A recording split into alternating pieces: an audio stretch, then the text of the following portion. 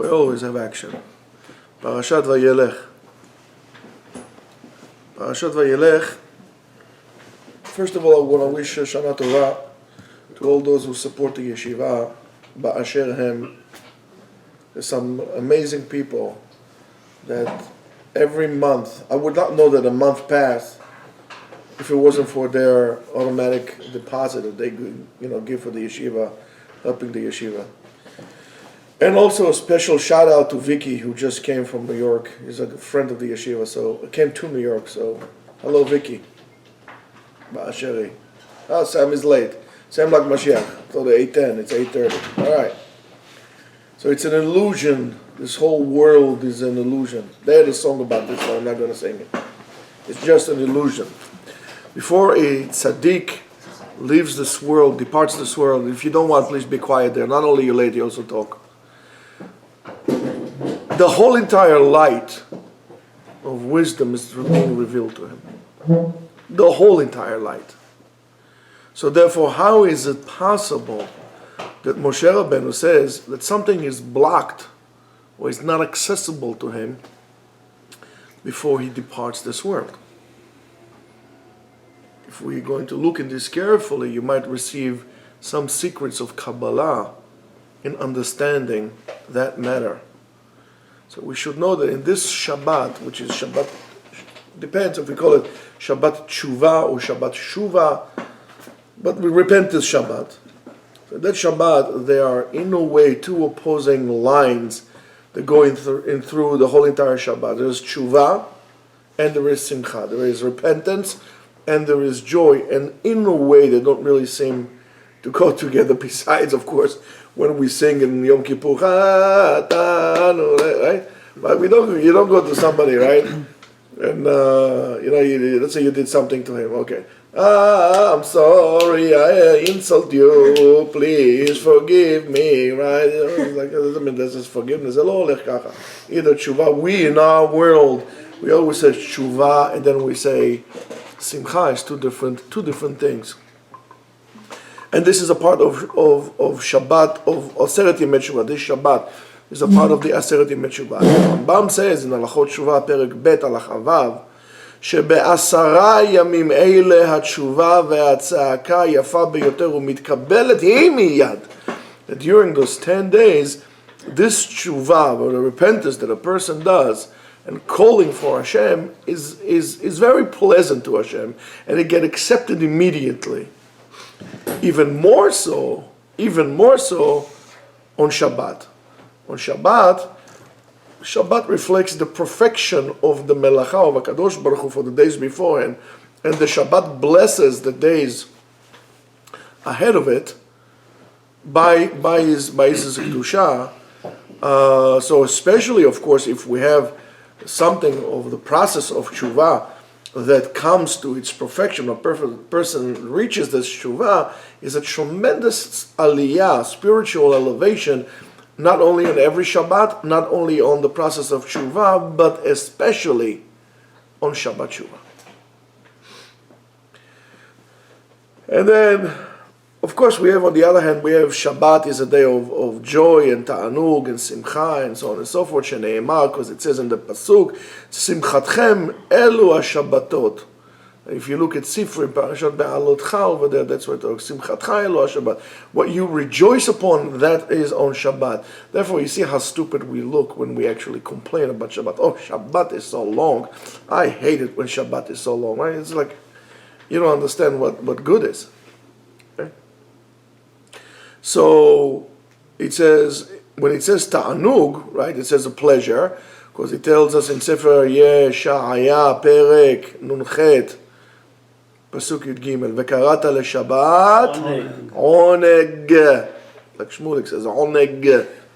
Oneg, pleasure. Shabbat is Oneg. You need to be mit'aneg al Shabbat. So the inyan of Shabbat Shuvah is when we have those two aspects connected together, of tshuva in one hand, repentance and whatever comes along with it, and the chibur of joy and oneg on the other hand together. This is especially in this Shabbat that we have here. That chibur, that connection is also hinted in Parashat HaShavua, and because Parashat Shavua, it's called Vayelech. Vayelech, lo rak milashon Vay, also Vayelech in order to go. So what does it mean, that to go thing? Almost like the to go of Avraham Avinu and Belech Lecha, is leaving the place that you're at and really bringing yourself further to a better place, to a different place, going ahead with time, right? That's why you should not be so obsessed with what happened to you in the past, but rather where you're going. Okay? And most people are obsessed with the past. And they live in the past. But Litkadem is to progress, to move further. That's the going out. And that's really is the essence of tshuva. The essence of tshuva is a person leaves the state with which he was there beforehand, right? And therefore he's walking towards a new reality by understanding what it is. He's walking to a new reality, as the Rambam writes again in Halachot Tshuva. However, this one is in Perek Bet in Halacha Daled, that a Baal Tshuva, a person who is a Baal Tshuva, needs to feel like he's a new man. He's a different person. He's a different person. He's not the same person who did what he did beforehand. And whatever what he did beforehand, by the way, should not become public affair. It's nobody's business what you did or what you didn't do, or with him you did it, or how you did it. That in a way belongs in the past, belongs to a different person. You are a new person from this point on. And as much as you're not allowed to remind a convert, to say a convert, no, so how was it when you were goy? How was it to eat shrimp? And how was it to do this? You're not allowed to bahalacha. Or what made you become a Jew? It's not really your business. So is to a Baal Tshuva is not your business to ask them, how was it this and why made you do this? It's not your business. That's called being nosy. And it could cause tremendous damage to the person. A new person is like, I don't know how many years is about Tshuva, 30 years, 35 years, every single time.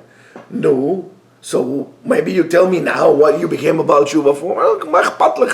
He said to me, it's like, Nim'asli, I'm tired of this every single time people ask me. It's wrong. Did you finish working on yourself, by the way? You made tshuva already? Can you give an answer for what the person did? He said, Nimasli, pashut nimasli. I can't take this anymore. You got to be very, very careful. So therefore, Vayelech, it says Vayelech, hints to us regarding the matter of tshuva, because Lalechet is going to a new place. Lachazor is going to the past. Vayelech is going to a new place. So therefore, on the other hand, at the end of the parasha, towards the end, it says that Moshe Rabbeinu finished writing the Sefer Torah and he gave it to the Kohanim and he gave it to the Leviim. And together with finishing the Torah, there was a tremendous, tremendous simcha, which of course was what we call it. We call it Simchas Torah. Right? There was the Simchat Torah when he finished that. Therefore, in that parasha also there is an Inyan of Simcha. But not just a Simcha. True Simcha is Simchat Torah. The Simcha of the Torah. That's why we have to make a Siyum Masechet when you finish a Masechet. Simchat Torah is not only, by the way, in whatever is somewhere in the end of Tishrei, or Simchat Torah is every single time.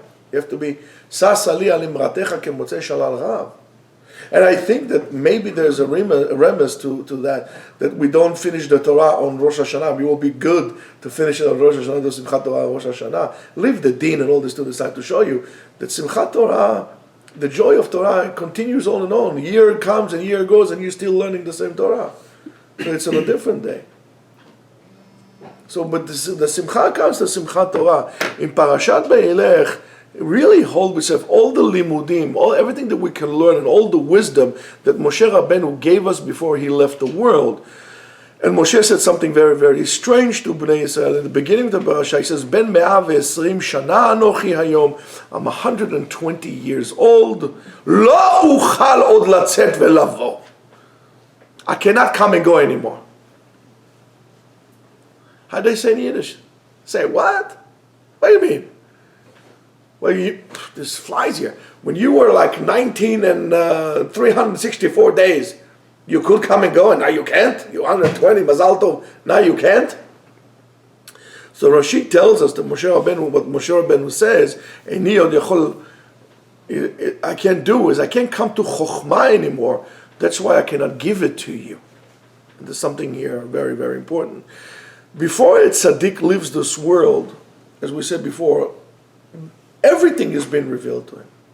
Everything has been revealed to him.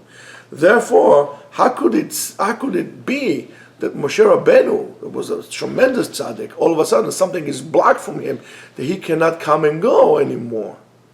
What is it? It simply doesn't make sense. And since it doesn't make sense, there has to be a secret in it. And the secret is like this. Actually, there's no secret. This world is all an illusion. Most of us, and I would not dare to say all of us, but really almost all of us, nothing that we have is ours. Because very few of us spend any time thinking about why we're doing certain things, why we say certain things, and so on and so forth. Everything that we have is being injected into our being, into our essence from outside. Whether the way we view the world today, our political views, the way we quote-unquote judge things. We always say, but for example, Rabbi, how about DNA, right? In court is being accepted. So is Torah obsolete? No, of course not. You are obsolete because nothing was in there. Or, Rabbi, there were slaves at the time of the Torah. That's why the Torah need to make rulings. So therefore there's no slaves. So we don't need to have it. The Torah is old-fashioned. We need to renew it. Rabbi, that turns away people. That does not turn away people. I told you what the Rav Kook says. Abounding and leaving the spirit of Torah, that's what causes people to leave faith. The Torah has everything in it. You just don't know how to open it. You're too lazy. You don't want to look. It's easier for you to rely on what this says, what, Rush Limbaugh said, or to look at what, what's her name, Nancy Pelosi says, and you just, as it fits, you swing along and now you make it your own, but it's all an illusion. Nothing is yours.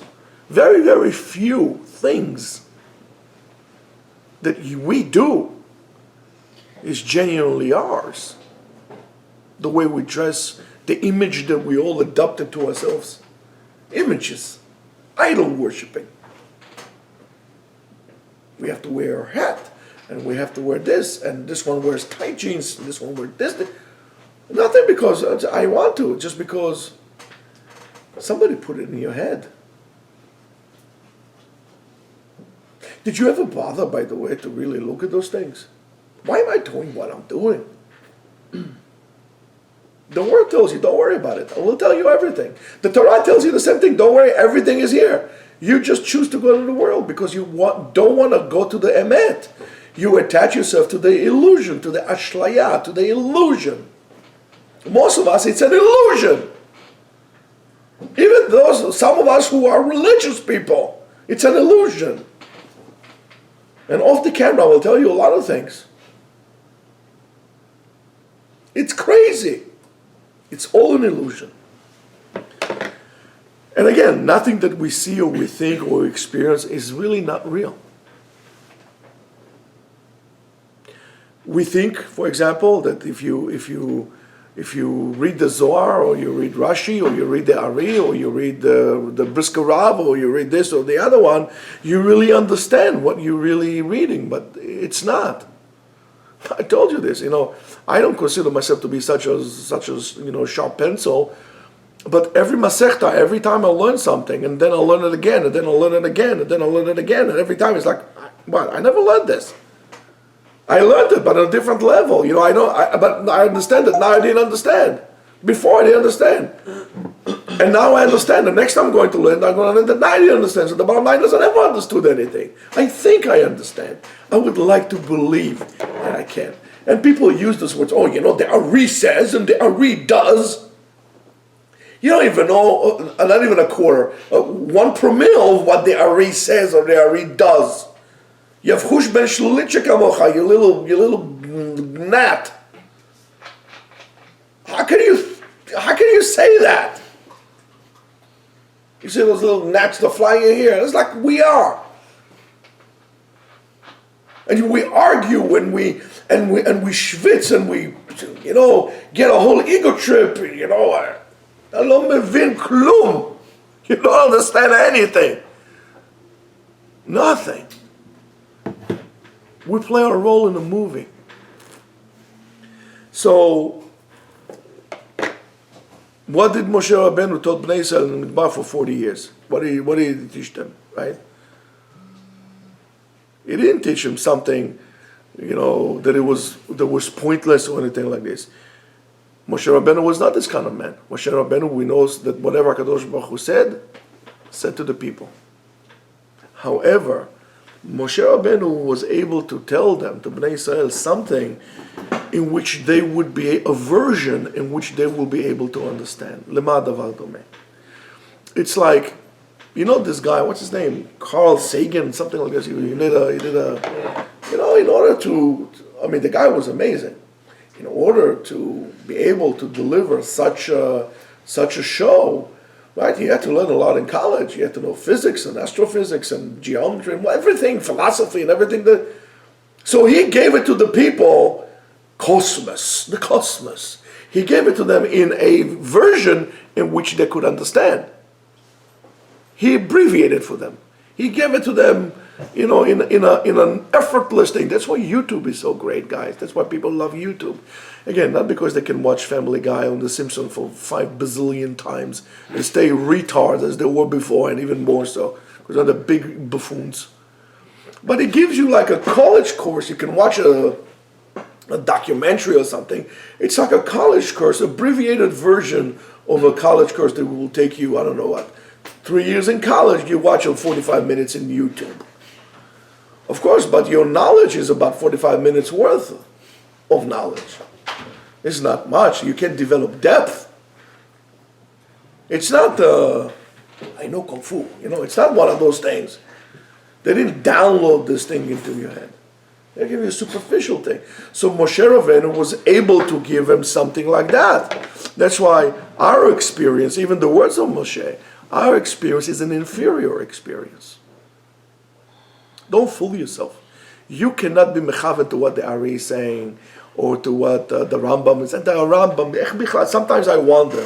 I said, how could I mention his words or his name on my lips? How can I mention his name, Rambam, on my lips? Sometimes I feel like scolding myself. Like, what is his holy name doing on my mouth? The Rambam, and then I argue with the Rambam. Who are you to argue with the Rambam? Ya chatul, mi ata bichlal? That's shem b'sheket. Go back.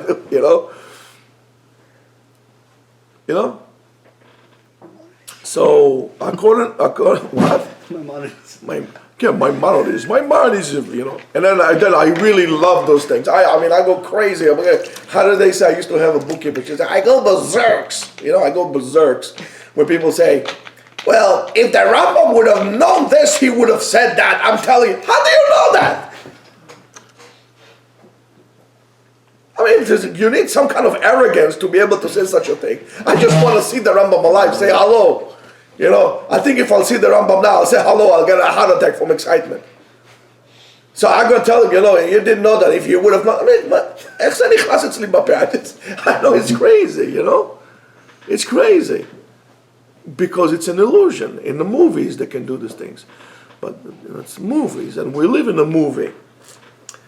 So, according to the Mekubalim, when Moshe lived his last day in this world, the Kadosh Baruch Hu says to him, I'm going to give it to you. I'm going to give you everything. Everything. And we know that until that point, Moshe Rabbeinu got 49 gates of Binah, of internal, amazing intellect and understanding. 49 gates of Chokhmah, of wisdom itself. And the 58th gate was given to him on his last day. And his last day, the day that he left this world, And when Moshe Rabbeinu was attached himself to that dimension of the 50th gate, the dimension of emet, when it's the absolute truth, he could not have spoken to anybody anymore. We know from the Gemara, when you go to Shamayim, you can't lie. Guys, get used to it. Stop lying now. It'll be easy for you up there. Why? Because you can't say sheker b'mkom emet. There's a story in Masechet Chagigah. You guys all learned it. So when Moshe got this last gate, he couldn't speak to people anymore because of the level that we live at. Because in a reference point, the where Bnei Israel lived at the time, whoever he spoke to, was completely different than the truth. I mean, we have so many stories in the Gemara when they went to the guy and said, "Oh, I went to Shamayim." Okay, what do you say? They say, "Olam hafuch anyway," an upside down world, right? Well, whoever is important here is like I don't know, street cleaning over there. Whoever is low guy here over there is like he's the man. He's El Jefe Grande, right? He's the big cheese, big boss. That's why when Moshe Rabbeinu says Lo ochal od ledaber itchem, it means Lo ochal od lelamed etchem. I cannot teach you anymore because we are in a different interaction, we're in a different dimension. And this is not because he lost something or he forgot something, but rather because he received everything. He received everything. That's why he said to them, he says, you cannot understand even one word I'm going to tell you because now I have the true chokhmah. Right now I'm in the 50th gate. And you are somewhere there in the middle, but you're not in the 50th gate. And the place that you could say, there's nothing I could say to you that you could relate to you. So better off I don't say anything that you can relate to, that you're going to take my words and later on distort them. It's not going to make sense to you.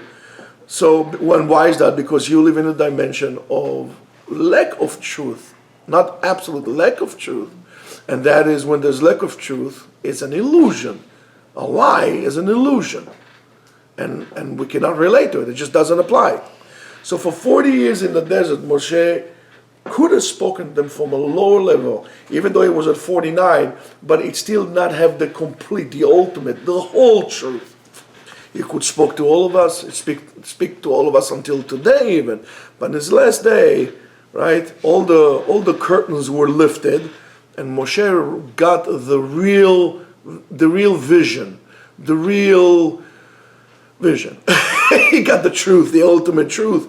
And he says to Bnei Israel, basically, there's nothing I can give you to this from this point on. We're in a different place.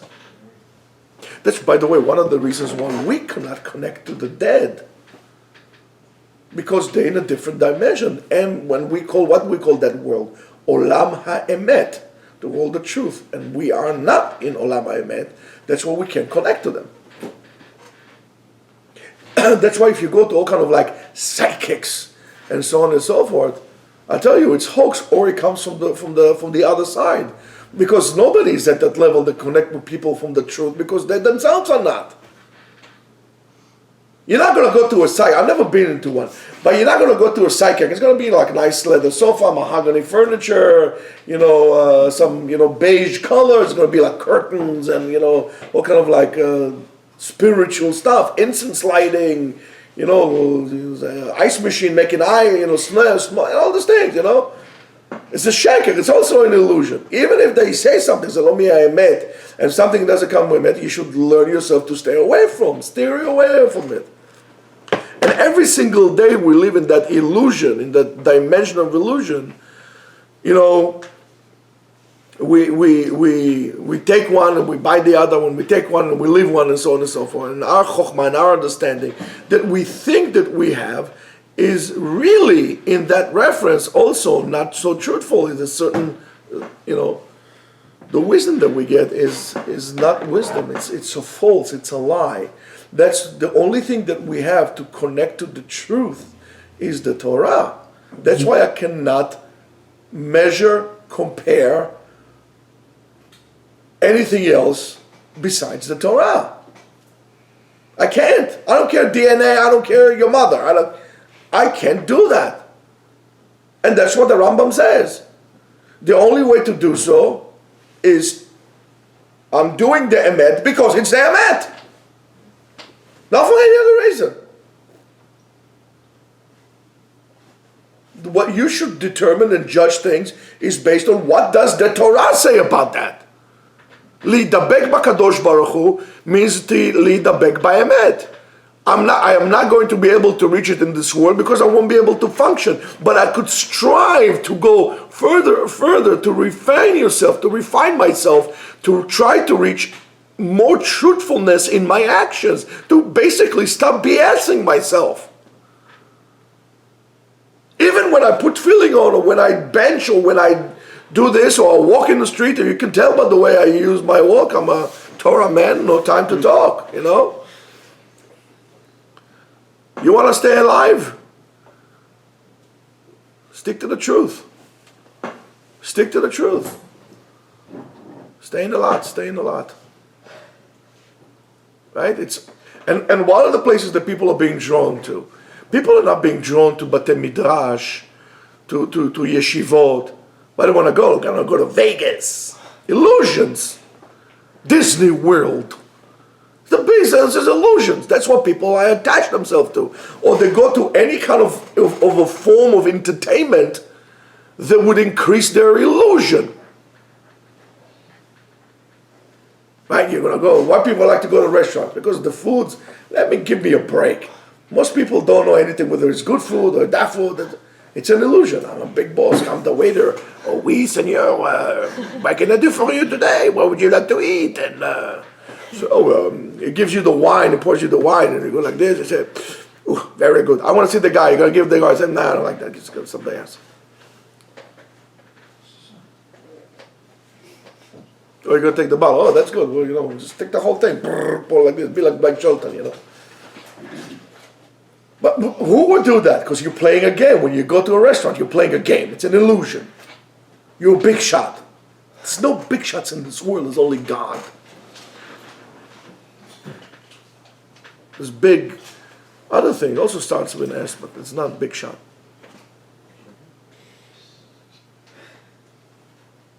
I mean, who are we fooling? I want to be cool. You know what they say about a person who says, who is doing everything to be cool? He will never be cool. Cool is a state of mind. It's not you wear this clothes or you behave like this. It's a state of mind. And if you're not in a state of mind, you, quote unquote, will never be cool. And if you're not in a state of mind, on a mission to find the truth, you will never find it. So you would live in your lie, in an illusion the rest of your life. And because of that, Moshe Rabbeinu says, and by the way, we always, what motivates us is not finding the truth, is the Yetzer. And the Yetzer is an illusion. And you created yourself a role in a movie. You're playing in a movie that is like a Z quality movie with a very bad acting. Look around you. I mean, it's scary to think. Everybody's playing a game. It's the Emperor's New Clothes. One of my favorite stories of all time. Emperor's New Clothes. I'm sure you all know about this, right? No, you don't know about the Emperor's New Clothes? No, you don't know. Okay, it's a homework. So now, let me tell you about what's an illusion. What we're living. So everybody knows about the Maggid Mimezrich, right? Right, Rebs, you know the Maggid Mimezrich. Well, you've seen him lately. Trias Amekim. So he had two big Talmidim. No. Rav Shmelkem in Nikolsburg and Rav Pinchas, his brother. Okay? And they asked the Maggid Mimezrich, he says, when a person sees and experiences darkness, pain, negativity, how do you make a bracha? By the way, that's what we're talking about today. Right? It says, how can you make a bracha and see it as a good thing? Call the Avid Rachamana Letav Avid. How can you say it's a good thing? You see it's bad. It's painful. How can you say it is bad? So the Maggid Mimezrich says to them, it's not a problem. He says, I'm not the right person to bring you up to this awareness. Go to my Talmud, Rav Zusha Me'anipoli. So they went to Rav Zusha. And they sent them that their teacher, the Maggid Mimezrich, sent them over to them in order for them to teach them. So he says, okay, what am I supposed to teach you? So he says, how can we reach a state of awareness that everything, that when we're going to see negativity, when we're going to feel pain, when we're going to experience darkness, we'll just sigh like an old man now. Right? We're going to see it as a bracha. So Rav Zusha said to them and said, I really don't know what the Megid message is sent you for me for. I really don't know. You want me to teach you that? I don't know why he would do that. He says, I never saw nor experienced anything negative in my life. So I don't know how to teach you that. Rav Zusha, if you know anything about him, had a most very difficult life. He was poor. He had problems with his wife. If you would look at him externally, you would say, oh my goodness, look at this guy. Everything is like horrible. And together with that, right, he says, I never experienced anything bad. So the way you experience something is determined on you. I told you, things are not good, things are not bad. Things are what you will interpret them to be. So, and this is the secret in which Moshe Rabbeinu wants to give us in this Shabbat. There is a state of awareness that if we want, and if we really need to want it, we really need to, you can reach. And that is the understanding that any kind of pain, whatever you have, or darkness, and everything that you experience, right, that is based on sheker and illusion of this world. Because we can't see the truthfulness of things. Because it can be that HaKadosh Baruch Hu will do something that is bad. HaKadosh Baruch Hu is not this kind of a God. Moshe Rabbeinu tells Bnei Israel, he says, listen, I came to this place now, right? Which was like what Rav Zusha was, right? That I only see that there is light. I don't see darkness, I only see light. I see HaKadosh Baruch Hu all the time. Remember the Shiviti that you were teaching the people? I only see light. There's no pain. He says, I want to be able for you to lift up what we call B'Kabbalah kav small. We want to lift it up. We want to understand your Binah up, right? Why? Because from the Binah, the Dinim come to Tzad Yamin, which is the Chesed. He says, therefore, this Shabbat, comes Moshe Rabbeinu, and it says, take all your darkness, everything that you have, and come to me. Come to me to the place in which you only see good from, only see brachot, you only see the light. I told you this morning, when a person says to you, I'm sick and tired of being in the shadow of Hashem. In the shadow, Hashem is casting a big shadow over me all the time. I can't do this. I want to go to the light. You don't understand that when you go from the shadow of Hashem, you're not going to a light. You're going to complete darkness when there's nothing there. So you need to understand this thing. So therefore, we need to understand that in this dimension, right? That dimension of an illusion exists, but also the dimension of the truth exists. And this is the biggest gift that the person can get. It's not to win the lottery. It's not to do all these things that we think it's a gift, because it's all an illusion. The biggest gift that you can get is emet, the truth. That's why Torah is the biggest gift that we can have. When a person has an opportunity to do mitzvah, tzarich be'emet larutz, sas ani al imratecha kemotzei shalal rav. It's a tremendous gift that HaKadosh Baruch Hu is giving him. And when you come to this place, you can really see that there's no experience of pain or negativity.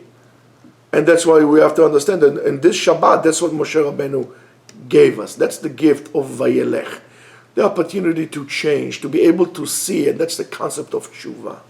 And of course, how can we take them? The question is, how can we take these two opposing feelings, right, and put them together? Again, because tshuva is when a person repents, comes back from his actions that are not good, and that in by itself should cause you to become bitter, right?